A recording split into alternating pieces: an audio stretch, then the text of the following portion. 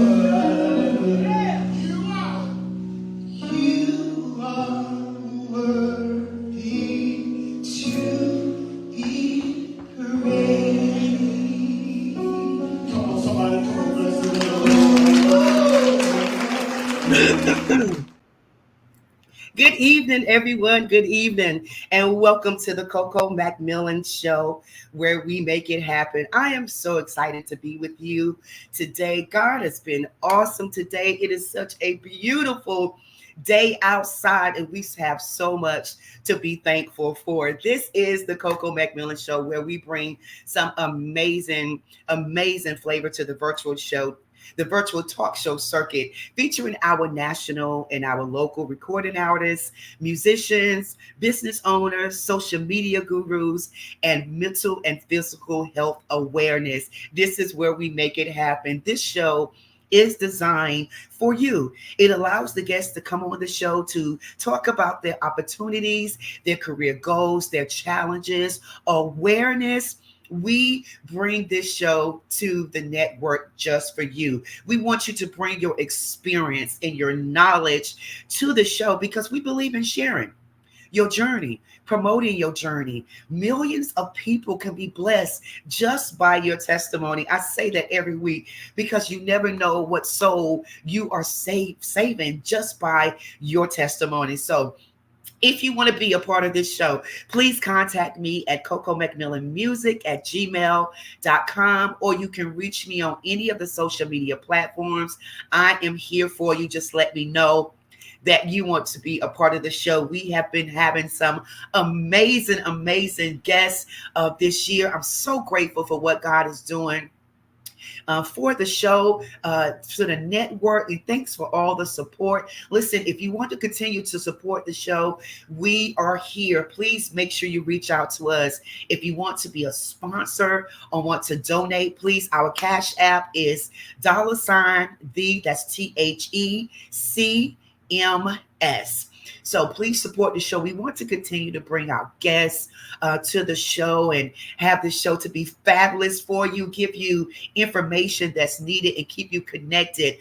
We want to be able to help souls out there that's lost. So this is the way to do it. So please support us if you can. Thank you so much for joining. We are streaming live on the IBM network, on YouTube, on Facebook, LinkedIn. If you're there in your home, you can watch it on the Roku TV. If you go to your Roku channel, add channel and download Pod TV Live, and you can watch it there in the presence of your home. So we're just excited about the network and what God is doing. Are you excited tonight? If you're excited, go ahead and put it in the chat. We're going to do a roll call and get it started. As I said, we have some amazing guests.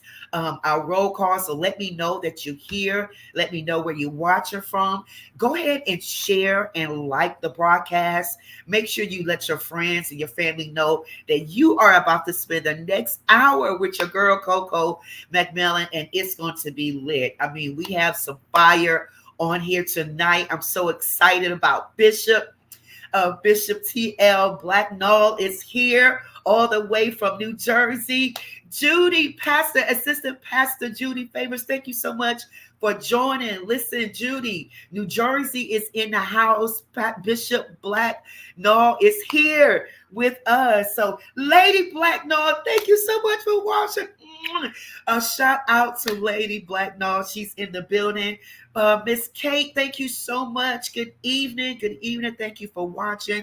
All you guys out there, all my New York family, my New Jersey family, thank you so much for watching. As I said, if you want to be blessed tonight, this is where you need to be. I see Bethel Community Church in the house. Oh my God. It's getting ready to be on fire. Listen, Bishop got the church here, and I am excited. Raven is in the house. Raven Robertson, New York is in the house. Thank you so much, Raven. She has been just a great jewel to the show, her and Wayne Booker, with the guests that they're providing. So shout out to Raven and Wayne Booker. So if you could just let me know, Mark, if Lakeisha is here, because we want to go ahead and get started with the show. Lakeisha French, she is going to be here with us tonight. I just need to know if she's there backstage. So if you could just send me a message, Mark, and let me know if she's here. While we're waiting on that, listen, if you're in the Cary, North Carolina area, I have a coffee shop that's located in the Amtrak station in Cary. So please make sure that you come out and see me. I'm there Monday through Friday. Okay, 6 in the morning. So all my early birds, 6 a.m. to 10:30. So come out and have a cup of coffee with me, a muffin, and let's chop it up. Can you do that? That is 211 North Academy Street, Cary, North Carolina. I am there in the morning. Shayla. Hey, Shayla. God bless you. Thank you so much for joining. So listen, we are going to go ahead and get started with the show. I'm so excited. My girl, Lakeisha French, is in the building. An amazing, amazing woman. She believes in lifting people up to reach their potential and liberating them through entrepreneurship. She has converted nearly 2 decades of global business development experience and has impacted change through visionary execution. Her latest venture, The Future in Color, and its associated FIC Labs, is dedicated to accelerating the equity and economical empowerment by 2045, when Black and Latino communities are expected to overtake the demographic majority. So we are excited. She is an author. She is an entrepreneur. She is an amazing woman. She's an author. She's a business coach. And I am so excited that she is here with us today. Can you please help me welcome my beautiful guest tonight, Miss Lakeisha French? Hello. How are you? I'm well. How are you? I am doing great. I am coming to you live from the Howard University and PNC Bank Entrepreneurship Conference in DC. Woo, woo. Yes, Howard University in the house. one of our HBCU schools. Thank you so much for coming on, Lakeisha. I know that you are extremely busy, so you taking this time just means a lot to me, because as I was just reading your bio and I was just falling in love with you as I was reading your bio. You're so amazing. I love what you're Thank doing. you. Um, First of all, where are you from, Lakeisha? Tell the viewers where you're from. Yeah, so I currently live in Atlanta, Georgia. Okay. I've been in Atlanta for 18 years now, so it is home. But I am a Jersey girl. I was born and raised in Jersey City, New Jersey. Okay. All right. Jersey. Two things. So Atlanta, I'm in Atlanta a lot. So hopefully the next time I come that way, I'll make sure I hit you up, because I'm in Villa Rica, Absolutely. Jersey, in the house. My family's there. We got Jersey on the line tonight. They are giving you the shout out. Linda, how you doing? But listen, so tell us about, as I was reading your bio, Future in Color, the work that you do. Tell us a little bit about the Future in Color that you've been working on. Oh, yeah. So, well, thank you, first of all, for having me and sharing your space. I'm honored to be in space with you. So, the Future in Color is an institute. We have an institute as well. And the work that we're doing is we're looking at the changing demographics. So, as you mentioned, so by the year 2050, the largest concentration of young people will be on the continent of Africa. By 2050, 1 in 4 of every human being on the planet will be of African descent, according to the New York Times and others. Wow. And but by the year 2045, here in the United States, there will be a new majority. So people of color will be the majority. However, the Black community will not be the majority in that Okay. number. So that's to be noted. Okay. And Okay. so when we look at the wealth gap, right, that we hear people talk about so often, that it'll take 300 plus years for us to catch up with white wealth. Um, right now, by the year 2053, the average Black household income and net worth is supposed to be zero negative. And No, so, are you serious? yes, yes. So by 2053, average Black household income net worth will be zero negative, and so we don't accept that, right? And so we want to shift away from chasing white wealth and more of realizing our full economic potential of our community. But you need data to do that, and Right. to be able to understand what have been the historic contributions of our community, particularly in industries and sectors, both that we are represented in and those that we are not. We've had significant impact on several industries and sectors, music being one of them, a lot of it around the creator economy, fashion. But if you think of it, every facet of the US and global economy has been influenced and directed by Black culture. Right. Particularly foundational Black Americans, on the continent as well. So, but when you look at the level of investment that we get in our businesses, our freedom to fail, which is what we don't have. Wow. Um, Reginald Lewis, who was the first black man to build a multi-million-dollar company, Mhm. has a book called Why Do White Boys Get to Have All the Fun? Right? And they get to have all the fun because they get the freedom to fail, because they get the capital to do so. And that's Right. why they are successful. Right. 99% of startups fail. And so we need that. And then the other piece is policy to protect our rights, and to be able to, if you're trying to get your business funded from an investor, you have Right. no way to go after people when you feel like you've been discriminated against, right, as an entrepreneur. And so the work that we're doing at the Future in Color Institute is we are actually calculating what the global Black GDP is. And so Okay. GDP being gross domestic product, and we talk a lot about the spending power of the Black community and how that's in trillions of dollars. But spending power does not get us economic control of markets, and doesn't help us shape Mm. emerging markets and economies.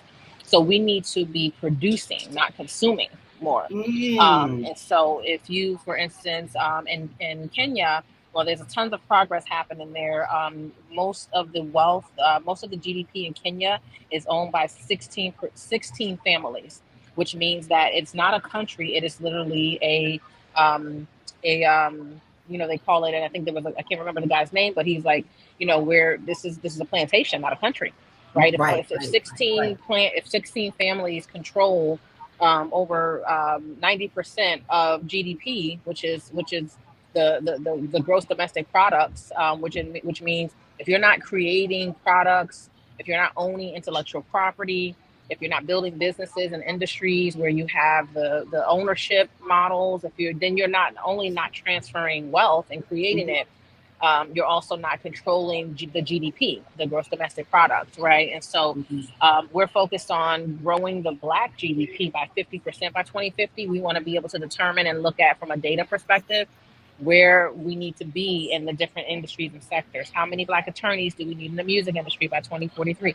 Like a really applied economic and business strategy, so that when somebody says, oh, I want to give $100 million to Black businesses, I want to give 10 entrepreneurs support, we can see where that lands. We might say, well, your 100 million doesn't really land us anywhere, but right now we don't have anything, so we have to sort of accept what they put out there. Or so the question should not be who gave money and who didn't give what they promised, like during George Floyd's murder, but instead, how much are they giving? Does that make an impact on what we want to see as a community? The future is color, right? Clearly, but it's not going to be, if we get to that 2050, where the largest concentration of young people are on the continent and Black people literally outpopulating this world, it will be, the GDP will be controlled by a very few European families that are not of color, or other people of color that are not a part of the global Black community. And so we just can't sit by and let that happen. So we see it as an opportunity. And so that's the work we're doing right now. Emerging technology plays a huge piece in this because of the advancement and how it's shaping every facet of life and changing every industry. So we feel like there's a window where we can get in there and really grow sustainable businesses to change that wealth gap number. Right. Wow. This is good. This is good, Lakeisha. So can you tell the viewers, why is understanding the wealth gap important? Yeah, so understanding the wealth gap is important. It's because, one, we need to look at as a community, we need to be thinking about generational wealth, and not just generational wealth. One of my colleagues, Dr. LaTanya White, has coined a methodology and term called dynastic wealth, which is, she studied the family top family dynasties, right, like the Rockefellers, right? And so they not only, so often, as she says, we talk about generational wealth, which is transferring from one generation to the other, but actually families that build family dynasties have 4 different pathways in which they transfer wealth, right, that go in different directions. And so we need to understand GDP and the wealth gap, because we need to understand that when you start a business, you should not be basing the business solely off of your interest, right? All the businesses that make money are not always sexy, right? It could be toothpicks, right? And so we need to be thinking about production. What are you producing, not consuming, right? And so when we start businesses, we need to be thinking about the geographic location. The wealth gap is here because although we might be making more money as Black people, getting higher paying jobs, starting more businesses, we are not controlling the manufacturing. We're not manufacturing. And so that means we don't control that's like buying, owning, that's like leasing a house. Not only do you not own the house, you also don't own the land. Right. Wow. Oh my God, this is good here. I know people, like, the chat is going crazy, and I know we don't have a lot of time because you at the conference, but I do have one more question. Can you tell us about the recent report for the Project Road to 2050? I think it's a new wealth projection. We were talking a little bit about that. Yeah. So we have so part of the work is data, but we also want to spark a movement, right? To create a mindset shift within our community, moving from consumers to producers, right? For forever, right? We were the asset class. We were an actual asset. We were the commodity. We were traded on the block, on the slave trade block. And so, but we have driven, our culture drives the economy. Culture has economic impact, and we control it. But if we don't start to really take it back and to start to understand what we are economically contributing, which is what we're doing in the quantifying GDP, we won't be able to move the needle. So the road to 2050, which is like, we need our, what we call economic drivers, right? Our Black entrepreneurs, business owners. When we say ownership, we mean entrepreneurship, real estate. It's not just about entrepreneurship. We don't really have data to prove that entrepreneurship is the fastest way to build wealth for our community, right? There are many different other things. So we first need a mindset shift for consumers to producers to give new language. But so that's what the Road to 2050 is about. So we're asking folks to pledge to build the Road to 2050 to change how you think about starting your businesses and your family. Somebody in your family should be starting a technology company. I don't care what it is. Get in the game. I don't care what it is. You have to start, but hopefully becoming a part of a larger movement, you begin to think differently about how we make decisions, the type of careers that we go into, thinking about how that impacts 2 to 3 generations from now and not just current day. And so you can do both things in terms of generating, more income streams, which I get it. We got to pay rent. You got to have gas money to get back and forth to the store. I understand those realities, right? I grew up in the inner city. I get it. But at the same time, we all have parts to do. So somebody in the family has to be thinking about how we're going to get gas money. Somebody had to be thinking about, buying a house. Somebody has to be thinking about starting a tech company. So this is really us trying to create that dynasty wealth within our families. When you have a family reunion, have a family retreat within the reunion where you spend a day, because you can write off the family reunion and you can educate your family in the same way. Wow. Oh, this is good. This is good. Oh my goodness. So tell us, we have some of your information running down in the bottom of the screen, Lakeisha, but can you tell us if they want to learn more about what you're doing and how we can get connected, because wisdom is everything. Wisdom is key, and knowledge is key. So can you give us that information? Absolutely. So I see you guys have on the bottom of the screen here, chronology.org. That is a organization that I've ran for years, but you can also reach us with our new initiative at futureincolor.org and sign up for our listserv for email to stay updated. We'll be launching the Road to 2050, a new wealth projection campaign. And so, join us, and we'll be showing up in different spaces around the country and looking to get entrepreneurs into our fellowship program, families that want to build dynasty wealth. I wouldn't imagine that somebody wouldn't be interested in that. And so if you have one of your family members that's willing to, make that commitment, we encourage you to follow us at futureincolor.org, but sign up for our fellowship. Wow, amazing. And you're there at Howard. You said you're at a conference today.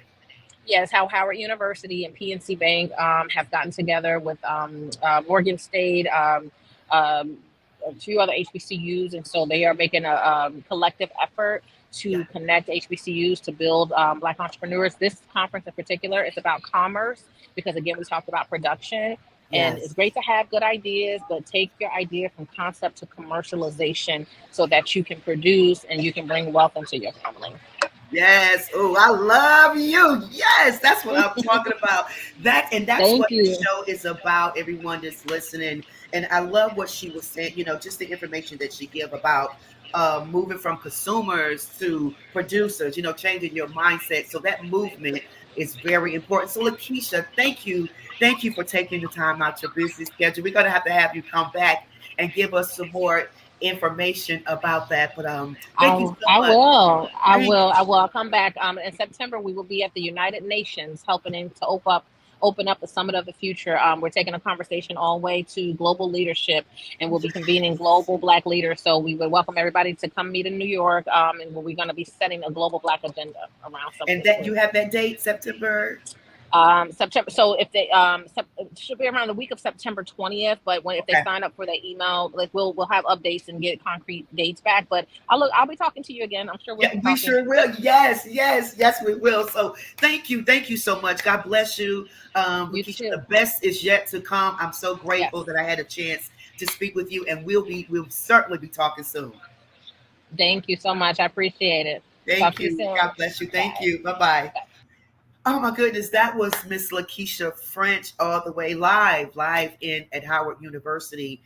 So that's some great information that she was giving us. I know I was seeing some of the comments, but we have to get her back to the show to educate us and to give us this information. Is so important, the mindset, the shift of moving from consumers to producers. And as she said, in the next, several years, that the demographics of African Americans and Latino will be taking over the majority, will be the majority. So it's so much that, we need to learn and need to know educate us. So each one teach one. So that's what the show is all about, to give you some information that you need to be aware of so you can share with your children and your children's children. Okay. So if you please follow Lakeisha French. If you have any other questions, put it in the chat and we'll make sure we get those questions answered for you. All right. Everyone that has just joined us, thank you again for joining the show. We have an amazing pastor bishop that is here with us today. I've been hearing so much about him. I think the last couple of years. Shout out to Miss Andrea Cattle. Elder Andrea Cattle, thank you so much. It is her bishop. She's been talking about him, and I can tell already when we were backstage that we are getting ready to go in. So if you don't have your lap cover, your tissue, your tamarine, whatever you need to get, go ahead and get it, because Bishop is in the house. He is the founder and the pastor of Bethel Community Church International, 10th in New Jersey and Raleigh, North Carolina. That's what's up. He is prophetic. He's an anointed man of God, speaking in his ministry. He's been in the ministry about 35 years or more. Development Bethel International Ministry Association. It is a multicultural fellowship. It's composed of diverse coalition of pastors seeking their leadership, mentorship locally and internationally. He has a book that's out. Lady Black Null is on here with us as well. So please show her some love in the chat. They have 3 beautiful daughters. And I am so excited that he took the time out to come to the show tonight. Listen, before he comes on, I want you to check out this quick video. Check this out.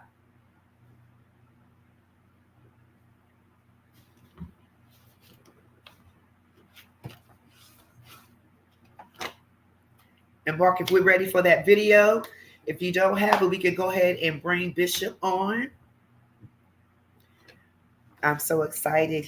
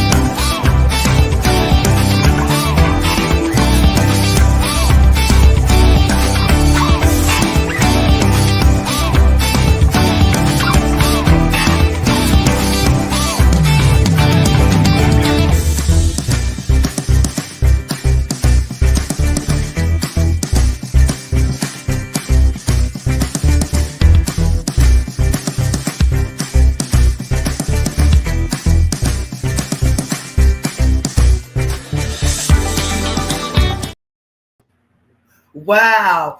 You know what, Bishop?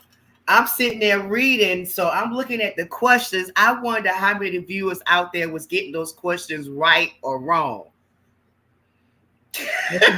That's a good thought. When it said, what was Jesus' first miracle? I was like, wait a minute, wait a minute. Bishop is in the house. Bishop Blackwell. No, thank you so much for coming on the show. How are you feeling tonight? First of all, thank you for having me on the show. I am feeling great. And again, thank you so much. You are certainly welcome. Again, a shout out to Lady Blacknall is on with us tonight. She's been putting comments in the chat, so shout out to her and your church family. I'm so excited, Bishop. So the first thing I want to say to you is happy early birthday. Somebody has a birthday coming up. Is it June the 23rd? 23rd it is. So are you excited, Bishop? Yes, I am. It may not look like I'm excited, but I am excited. That's wonderful. So let's talk ministry. I know that you have your church there in New Jersey and Raleigh. I didn't realize Raleigh, North Carolina. Where's the location in Raleigh? We're in North Raleigh. We're using a First Presbyterian Church in North Raleigh, which it's let me give you a quick backdrop. We were riding through North Raleigh, and I told my spiritual daughter and my biological daughter, my wife is in the car with me as well.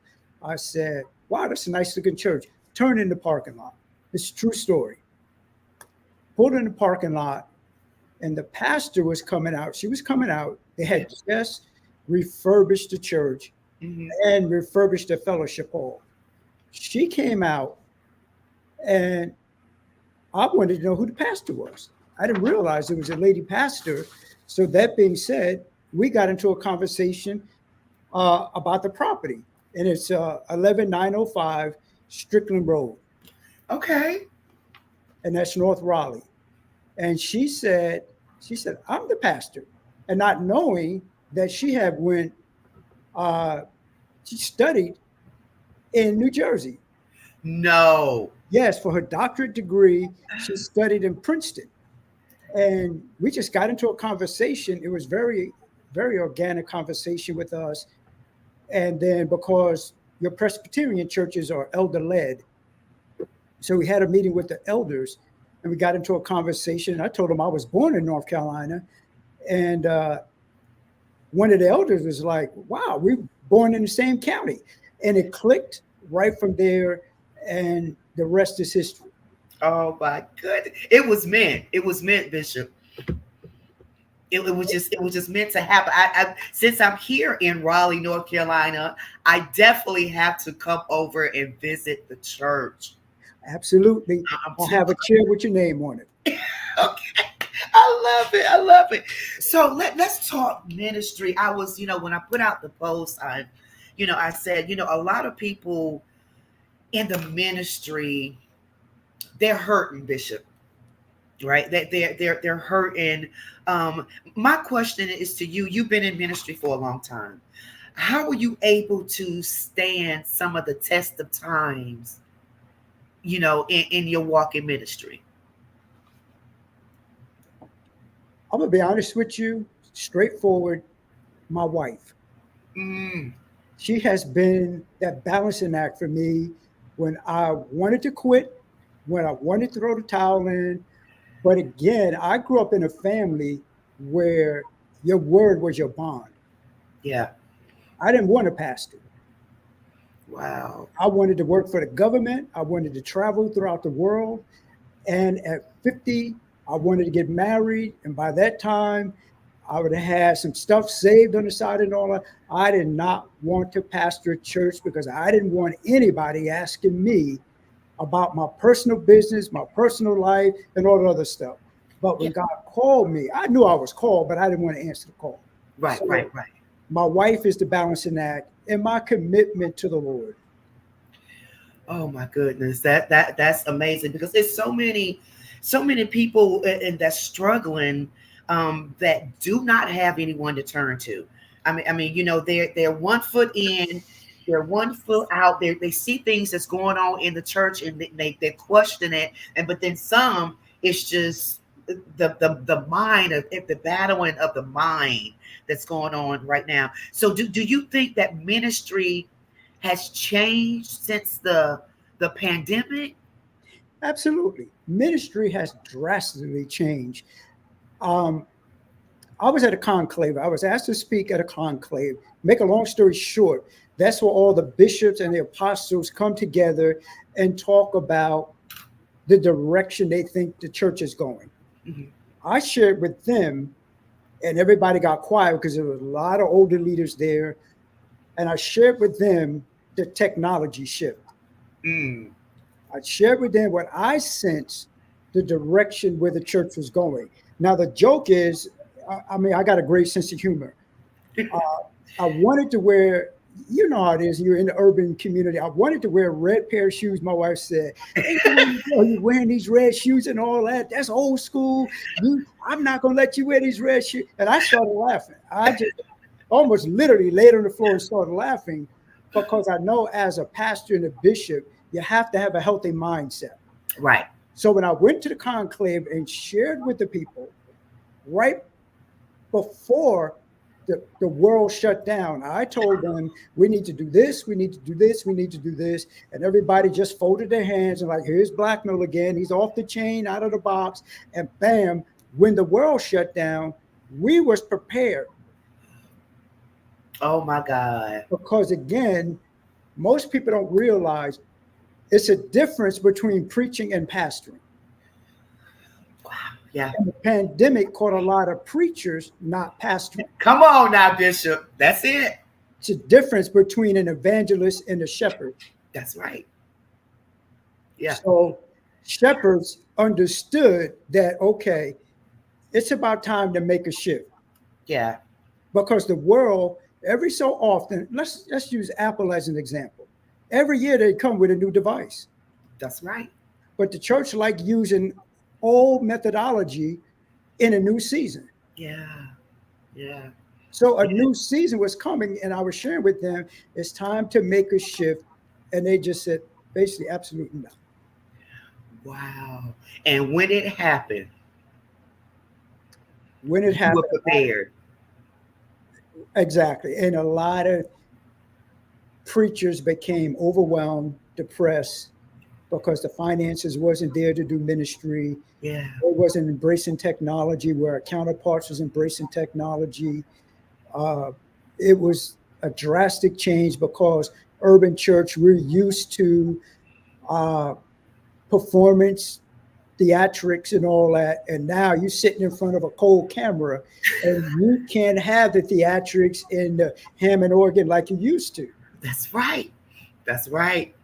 That's right. It was so different. And I think a lot of people, and that's why I truly believe church has to be inside, in your heart. I mean, it's not the building, because so many people were used to the building.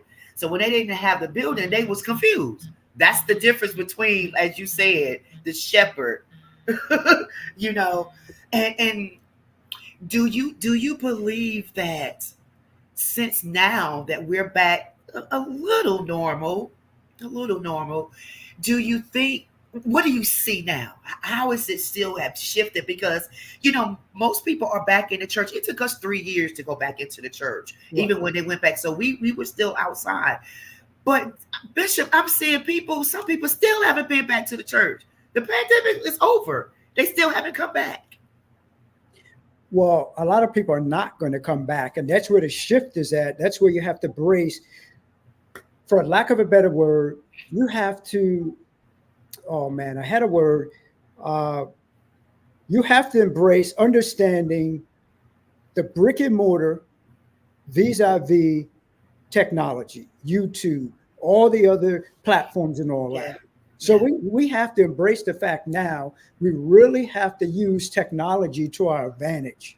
Yes. I'll give you a classic case in point. Quite a few years ago, I was telling some of the pastors I cover, I said, we need to use holograms. And I'll just say it that way. I said, because what happens if we are stuck in the airport and can't physically get to the building. Right. So you have to place some type of technology to still pastor in multiple locations. Right. Right. It was crazy because you would have thought that I brought Hitler into the meeting. But the thing about it is they have Google glasses now. The world is constantly shifting. And the urban church is constantly just, any way you bless me, I'll be satisfied. Yeah. Yeah. But you can go out into all the world and preach the gospel and save a ton of money without using jets and all this other stuff. So I think it has to be a balancing act. Yeah. I mean, you can't go technology crazy and not to be able to touch the sheep, but I think a nice balance would be great. Right. Because we do have some of the elders that's not used to the technology. And so we have to balance this. Just shifting a little bit. You wrote a book. There's a book. So make sure you support Bishop with the book. It's called Along the Way. What prompted you, Bishop, to write this book? In the middle of a pandemic, a couple of my bishop friends was sharing with me some of the challenges they was having in the middle of the pandemic. And I was sharing with them some of this revelation that God was giving me. Mm-hmm. On betrayal and different things like that. And so a good friend of mine from out west, he was pushing me, he said, from one preacher to another, he was like, Doc, you need to write a book. I said, man, I'm in the middle of school. I got a ton of things on my mind. I said, at that time, my youngest daughter had got married. My wife was bad off sick. I was basically taking care of my wife. I mean, I was at my wit's end. I was literally almost having a nervous breakdown. And then my wife came along. She said, no, you need to listen to your boy and write the book. I said, baby, I got a ton of, she said, you need to write the book. How many people you can help? So it started with that because I know personally that ministry is not as glamorous as people make it. Oh my goodness, you said it, Bishop. They see accolades, but they don't see the pain. Right. Okay, I found this on the web for AC accolades, but they don't see the pain. So check it out. That being said, I started writing the book. I started from my own personal experience. All that my wife and I has done, we're big on outreach. Yeah, we have helped tons of people. And then, so I wrote the book from that perspective. Okay. Wow. And betrayal, it's deep, Bishop. It's the word itself, betrayal. I think all of us in some way have been, betrayed. You give some principles and nuggets in your book to navigate us through betrayal. Can you just share just a little or just a couple of points of those principles with us when you're talking about navigating us through the betrayal? Well, let me start with this. Everybody's going to be betrayed, whether you're a preacher, whether you're Christian or non-Christian. Yeah. You're going to go through betrayal. Yeah. So I'm going to use, outside of Jesus, two of my favorite guys, Joseph and David. Now, I may use some Ebonics. So for those who are deep, I am a legitimate consecrated bishop, and I can go on and on and on. I'm legitimate. I'm not a bootleg bishop, but I understand the culture that I'm called to. So when Jesus was called to a certain culture, he spoke their language. He went to a fishing village. He talked about fish. Went to a farming village. He talked about farming, agriculture. So that being said, I believe most of our audience is from the urban community. So that being said, I'm going to start out with David first, the original biblical baller. Not the baller. His best friend, Ahithophel, betrayed him. His son betrayed him. Yeah. His brother betrayed him. His father betrayed him. Yeah. Father-in-law betrayed him. First wife betrayed him. Why? Because his anointing on his life, they was intimidated by his anointing. Wow.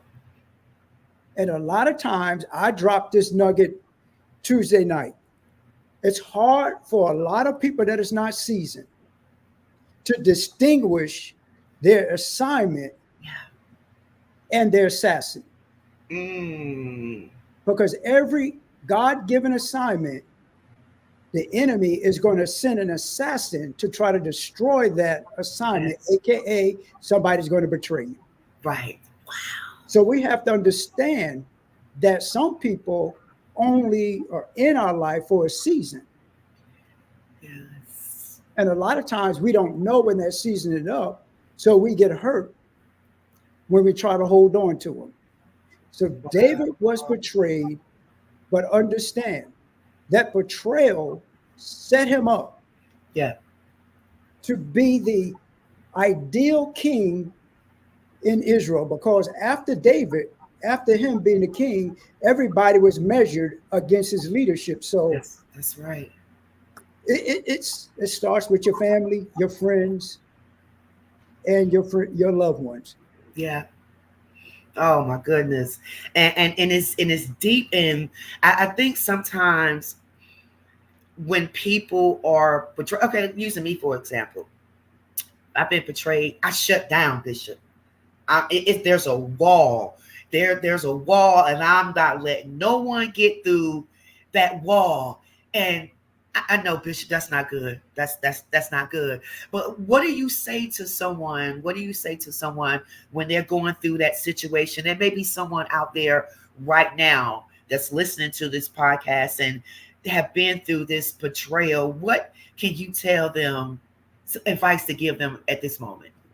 Sure. I'm glad you asked that. Your hurt is a setup for a harvest. Ooh. Thank you, Jesus. Let me give you an example of the king himself. Jesus would have never, ever been let me say it this way. Jesus would have never been promoted if he wouldn't have went through Gethsemane. Yeah. Gethsemane means a place of pressing. Yeah, yes, yeah. His betrayer was Judas. So Judas was needed for him to go to the next level. So when you get hurt, you have to, number one, forgive a person by faith, never by your feelings, because you want some get back. You don't want to forgive that person. Right. Your emotions is, you know what? Forget it. I'm tired of church. I'm tired of church people. You know, church people don't get it. You know, Right. So, you look at everybody in the Bible. Again, Joseph, that was the second guy I was going to talk about. He was hurt. They put him in a pit. He was bought by his relatives, the Edomites. Potiphar bought him. Potiphar's wife lied about him because he wouldn't sleep with her. She put false charges against him. Right. He went to jail for no reason at all. Now he's got a rap sheet. But nobody in Egypt could interpret the dream that Pharaoh had. Watch this. So therefore, his assignment brought assassins, but it also brought him promotion and gave him charge. I'm glad the young lady came up before me. God put him over the GDP of Egypt. Come on, Bishop. That's it. So he turned his hurts into a harvest. Yes. And we don't see it from that perspective. So Jesus said, rejoice and be exceedingly glad. How can I rejoice and I got all these scars on my soul? Because God is about to do something great. Notice this. Nobody ever goes under a bridge and rob a person and all their belongings in their carriage because they don't have nothing. That's right. That's right. If you have nothing, you're not a moving target for the enemy. But the devil sniffs out our assignment. And he assigns a demonic assassin to us so that we could cave in and quit and give in and look at all that you could have had. Look at all that Judas could have had, but he gave it away because he bought into the lies of the enemy. Woo!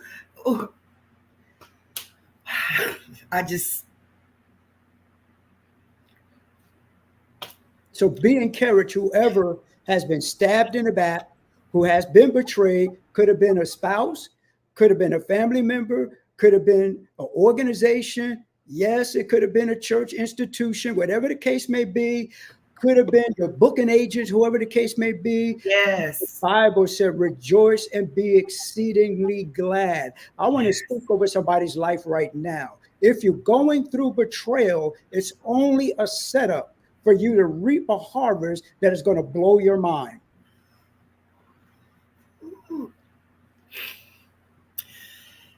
I know I received that, Bishop.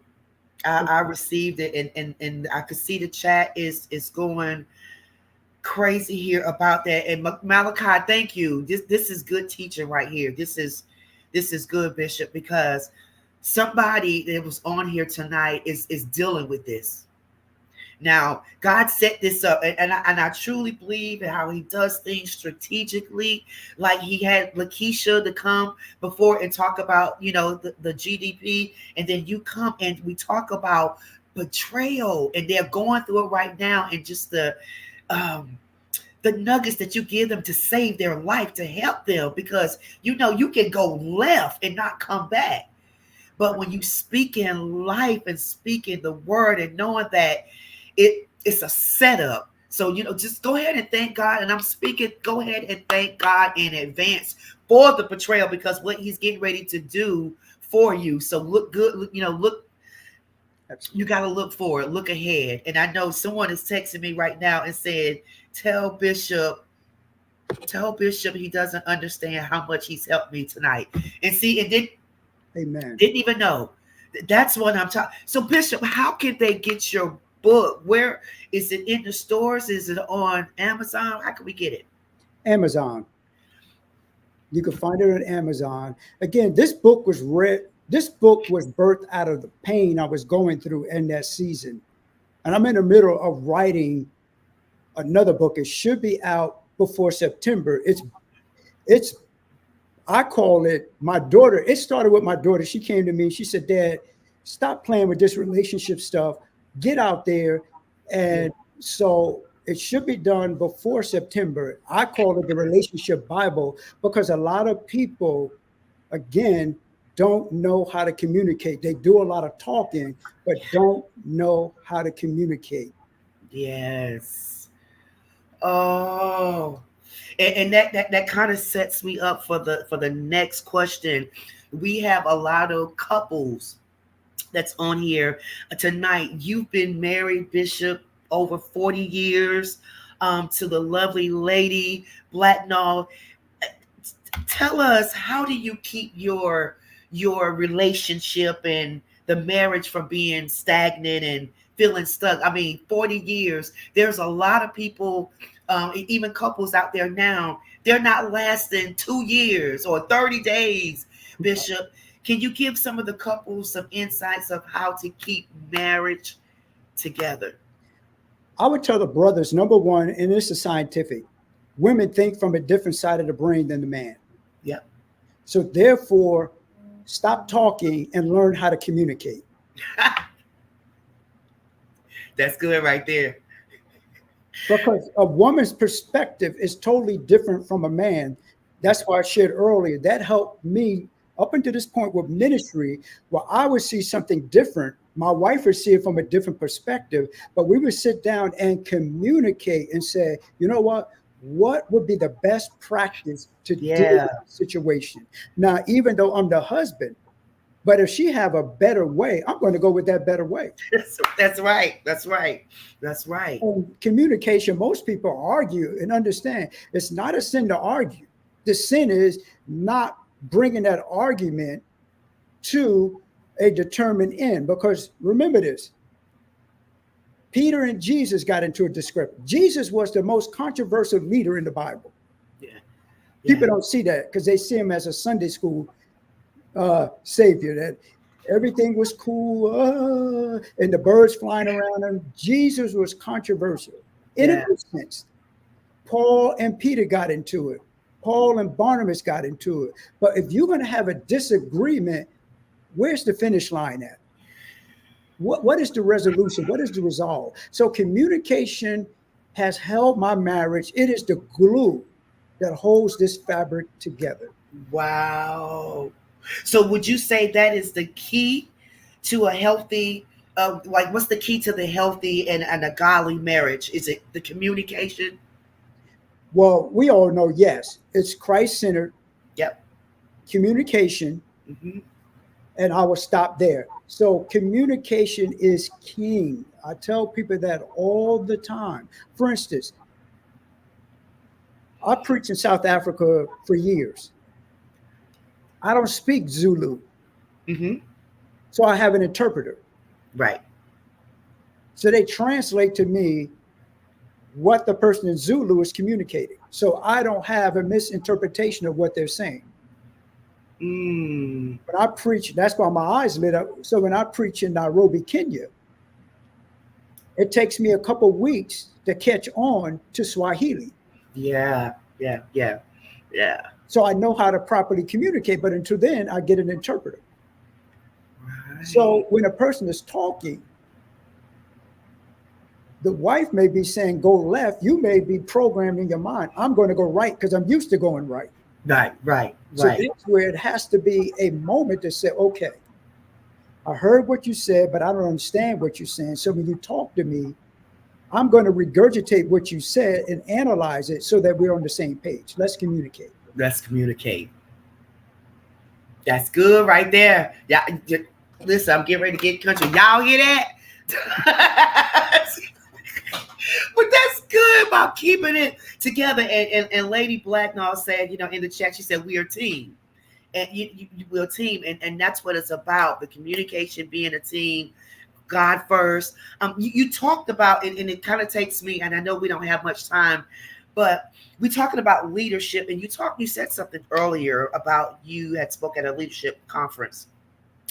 In your opinion, how can leaders be effective today? Because I know you mentor, I'm sure you mentor a lot of people, and then you have that you teach, nationally and internationally. But so how can the leaders be effective today? What advice are you giving them? Effective leaders lead from the future, but manage the present. Mm. Can somebody put that in the chat for me? Can you say it again, Bishop? Effective leaders, not just leaders, effective leaders lead from the future, but manage the present. Wow. Woo. And so how many mentors, how many people that you mentor, Bishop? I know you probably ain't give me a number, but just a roundabout number with the pastors and the evangelists and all the other leaders. Well, in-house, I would say maybe about 10 to 12 leaders. Pastor in Ghana, Wow. a bishop in East Africa, a bishop in South Africa. I would say, at home, I would say in the 20s. Wow. So That's amazing. those leaders that I mentioned outside are pastors in different areas in New Jersey. My perspective is if I can get to the pastors, I can make more impact because they're pastoring their congregation. Yeah. So yes. I have to go to 50 churches when I go to East Africa. I'll have them all gather in one place and deal with them from there. That's good right there. Mark, did you have a question? I see that you came on for a second. We got to, okay. All right. So I have a couple of more questions that I will let you go, Bishop. This has been good. The chat is going crazy. You're giving great information. August, you have something coming up in August. Can I spill the beans? You can spill it. You are receiving your doctorate's degree and also receiving a Black Excellence Presidential Award. Absolutely. Can we get some hand claps in the chat? How do you feel about that, Bishop? Are you excited? I'm excited. I'm drained and also excited because this has been a long journey. So yeah. I'm definitely excited about it. Good, awesome. Oh, so what's next for you? You've been doing you. I don't even see how you have the work life balance. That's one of my questions. Work life balance. How do you manage everything, Bishop? Monday's normally my day off. My wife keeps me balanced because honestly, I can go 7 days a week with church and especially leadership in this season of my life. Monday is normally my moment that I relax, and my wife makes sure I do that. Uh-huh. Saturday, depending on what my schedule look like, is I still date my wife. It's our date night, uh, Yes. depending on where I'm at. So we try to keep that mix and that balance. Um, the next big thing I'm looking at doing is one night, I call it only for a night relationship conference. That's one Mm, day I want to hit a city and deal with relationships. relationships. Wow. And that's for marriage and also single and all that good. Everyone. Absolutely. Okay.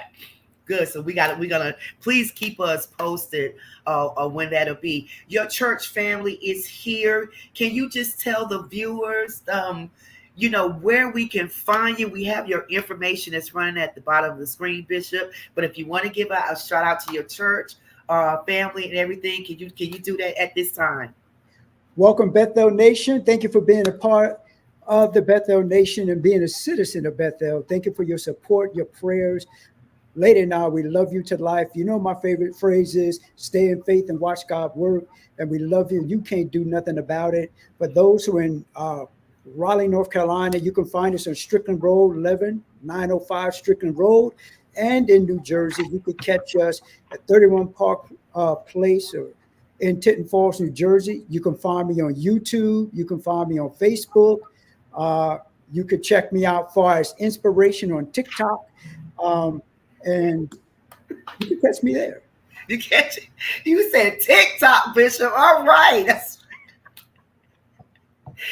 what I'm talking about. You have to stay connected. This has really been amazing. Thank you. You really helped us tonight, Bishop, on betrayal. I mean, that's sticking with me. And make sure, guys, that you can follow him and purchase the book.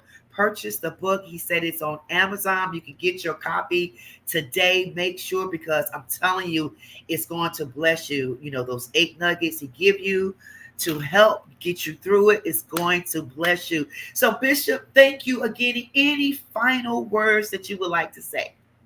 I would just tell everybody, keep your head up and be encouraged. The enemy will not be antagonizing you if you didn't have something great on your life. And I'm speaking to somebody, whoever you are, a major door is about to open up for you. Paul said an effectual fervent door was open unto him, but he had many adversaries. So the adversary was an alarm that God was about to blow the door off the hinges. Woo, boy.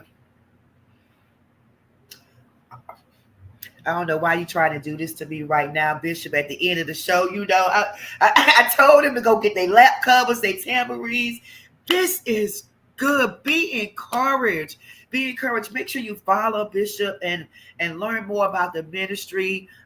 Get educated, all that good stuff. Bishop, we love you here. Thank you again, Elder Cattle. Thank you so much. She's been telling me about you since the last time she was on the show. You got to get my bishop on the show. You got to get my bishop. So thank you, Elder Cattle. We appreciate you. We love you. Lady Blacknall, we love you too. Thank you so much. So God bless you, Bishop. We are going to be talking to you very soon. And when I have a chance, I'm definitely going to get over to the church to fellowship with you guys. Thank you so much. We love you to life. Appreciate the opportunity. Thank you. Thank you. Bethel Community Church International, we love you. Thank you so much for watching. You guys, we have had a great show tonight. The knowledge was here. Thank you again to Bishop Blacknall for being on here tonight, just giving us that word of encouragement about betrayal. So just know that if you feel that way, if you've been betrayed or you're going through that situation right now, just knowing that God is setting you up for something great. So do not faint at this time. Just continue to pray and trust God. Trust the process. He would never leave you nor forsake you. He's always with you, even when you don't feel it, he's there. So continue to trust God. I say this every week to you. Trust in the Lord with all thy heart. Lean not to thy own understanding, but in all thy ways acknowledge him, and he will direct your path. God bless you. Pastor Eunice Johnson was on tonight, the pastor of Greater Rose of Sharon in Brooklyn, New York. The assistant pastor, Judy Faber, was on for Greater Rose of Sharon. Everyone that joined us tonight, thank you so much.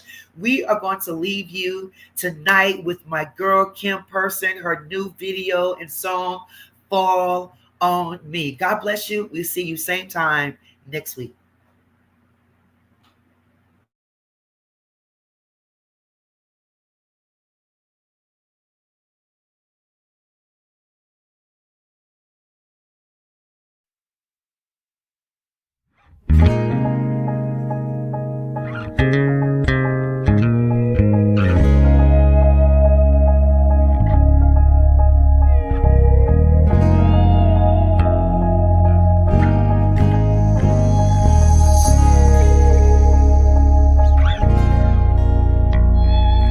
Nobody knows what I've been going through.